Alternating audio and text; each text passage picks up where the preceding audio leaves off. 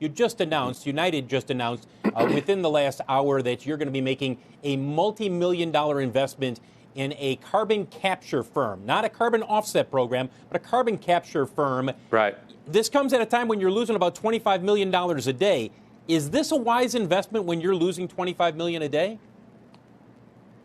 Well, first, it is a wise investment, and the reason is because what the pandemic has shown us is even though we were focused on carbon and reducing carbon emissions before the pandemic, what this has shown us is emphasized how we are all connected as part of a global community. And everything that happens everywhere in the world is tied together. And that doubled down the importance on addressing climate change and global warming.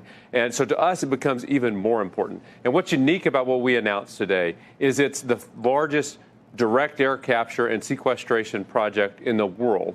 And we're a partner in it. And as part of that, we'll literally be taking carbon out of the atmosphere, storing it underground for millions of years. And none of the traditional carbon offset programs do that. And while there are many laudable traditional programs, they just aren't scalable to deal with the size of the problem that exists in terms of global warming and climate change. Can you get to 0% greenhouse emissions or a 100% reduction in greenhouse emissions by 2050?